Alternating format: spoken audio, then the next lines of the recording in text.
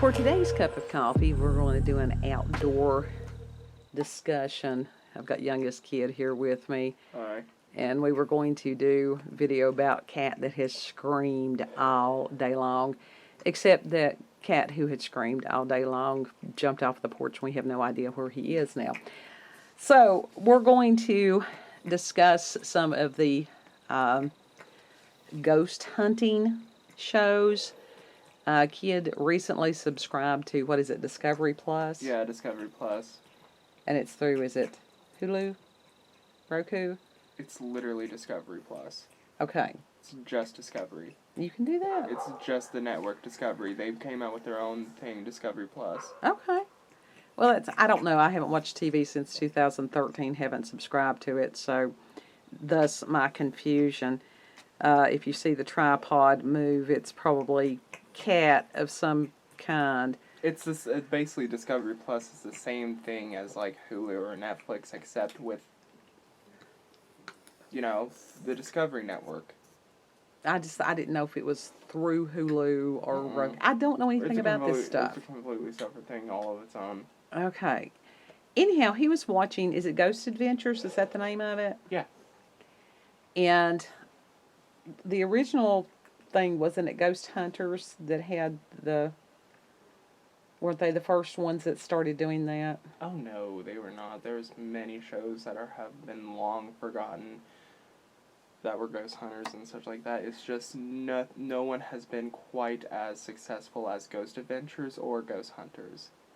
Well, the show that we just watched a few minutes ago, they had gone to a former penitentiary in West Virginia.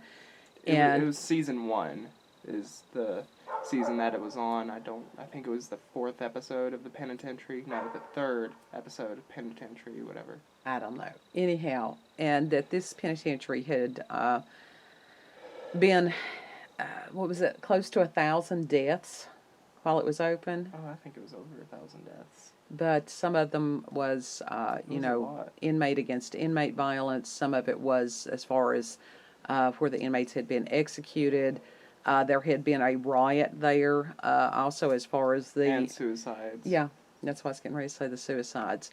And so there were quite a few people in the area that had reported seeing apparitions and different things there concerning the prison, and understandably so.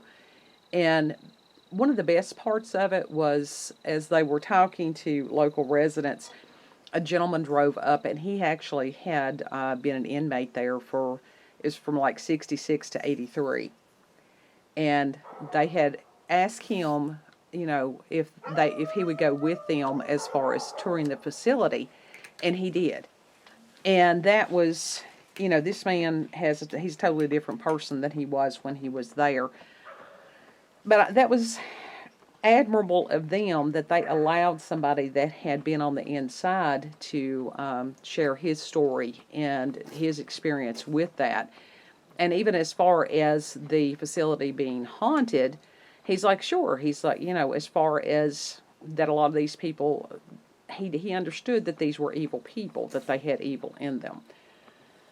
So I think there's a lot of foolishness, whereas, it was an interesting story, but when these people are going in there and absolutely challenging these spirits and stuff, that made me cringe. I mean, seriously, because I think that's foolishness.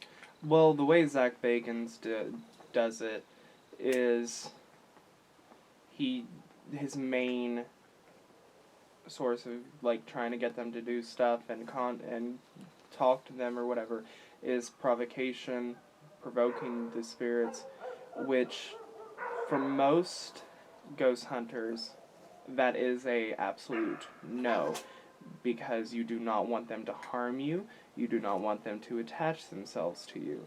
He, on the other hand, does. He wants that sort of thing. Why? I don't know. I guess it gives him a thrill, or gives him a source of... I'm not going to deny that, but... Because, like, in the later seasons, he went into a house, and it was literally one of the most evil houses out there, and it was later on demolished or whatever, but the spirit in there affected his eyesight to the point, like, he is permanently, like, his eyesight is now fucked, basically. Well, he asked for it. He did. And this was, at the beginning of the show, it says that he didn't believe in ghosts and stuff until he saw one. Well, On camera, too. The thing that concerned me the most is that this individual still wasn't understanding what he was dealing with. He didn't speak about demons or any kind of something like that. Did he? I don't. They weren't challenging demons. They thought they were challenging ghosts. There's a difference. They were challenging whatever was there. In many episodes, they are like, oh, so there's a demonic entity, come attack me. That's stupid. Attach yourself to me. These people do. That's all they needed. I mean, seriously, that is an open invite. Like, literally for the first anything. episode. Like, you said that he never Well, challenged he didn't in like, that one. Not in that episode, but literally the first episode, which is in the opening sequence of season 1 and some of the later seasons as well. Literally, he's at Bobby Mackey's, where there's a well that this woman's dismembered head was thrown down, and it was called the portal to hell, and he was like, if this is the portal to hell, why don't you come out that ground and get us?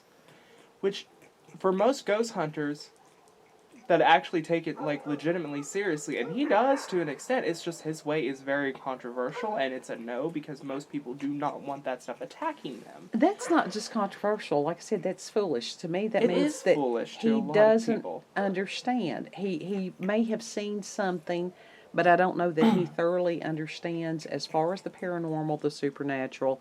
Well, in the beginning, like, literally, he did not believe in ghosts until he saw one, which it happens to a lot of skeptics who have major experiences. They jump into it not really doing their research properly. That's the difference between ghost hunters versus ghost adventures.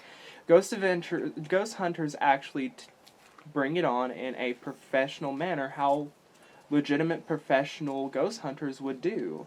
Well, first of all, I mean, I do understand that because there is such skepticism about the paranormal. There are so many people, until they have an experience, that they don't believe, like this one gentleman, and they want to label everything as ghost.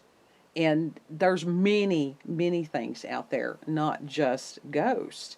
And for these people to, anybody who's of a religious faith understands that that's crazy. Well, that's one thing about the later seasons. He does recognize them as separate entities and such like that. Yes, they are still under the label of ghost or spirit, but there is an understanding of, this is a demonic something.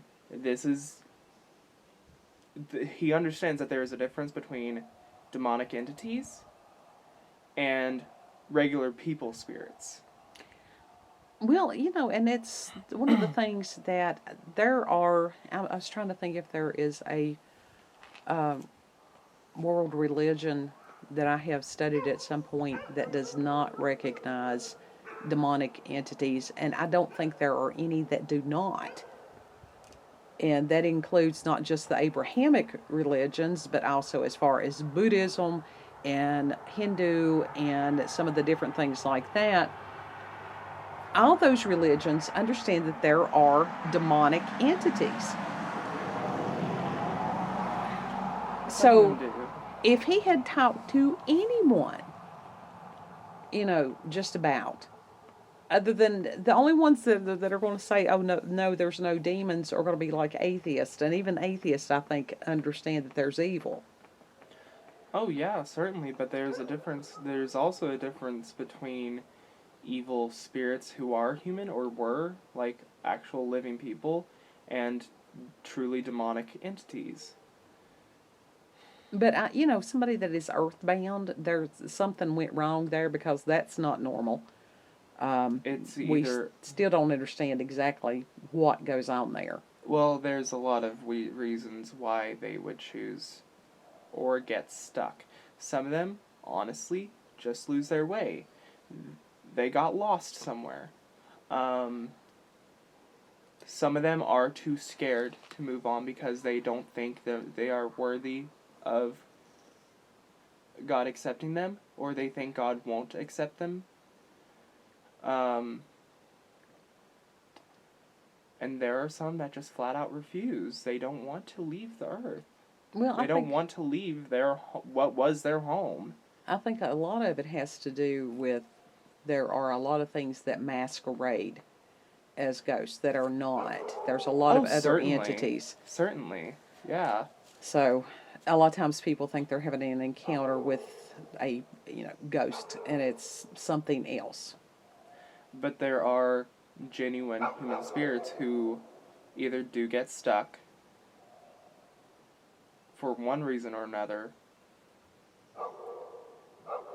and those that just flat out refuse. And there are some spirits, human spirits, that were just truly evil people and still continue on in the spirit realm to the point that, yeah, it can be viewed as demonic. Well, I don't know. I think on something like that if it's an evil person and they die, that them being earthbound, I can see that being part of their punishment. Oh, absolutely, that could be. I mean, it's just like some of the stories that they had told about the prison and the people that were in the prison. That was horrific. Some of them are still stuck there. Yeah. So, for anybody who is considering doing some of this ghost hunting and don't do your research. I would say don't do it, period. The supernatural experiences that we have had, we weren't looking for them actively. It happens. And if you do decide to go ghost hunting, always, always be respectful towards the spirits. Right. Most of the time it is a case of, just like in the human realm, you give respect, you get respect. You give kindness, you get kindness.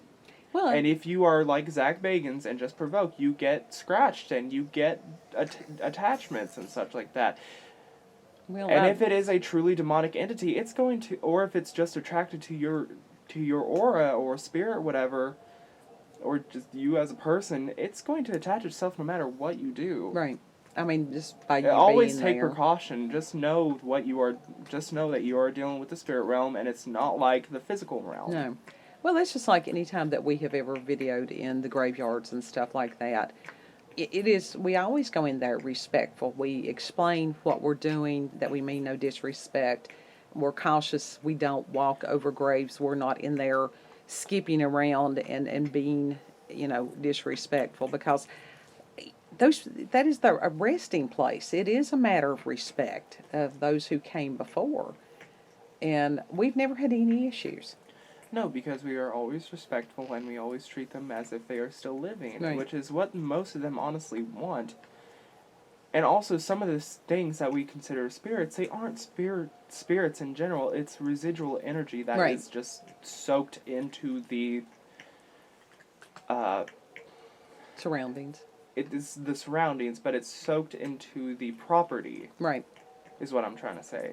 Well, I know that one time that we did, it was that historic graveyard there on 107. That was the first time I had ever had problems with that camera.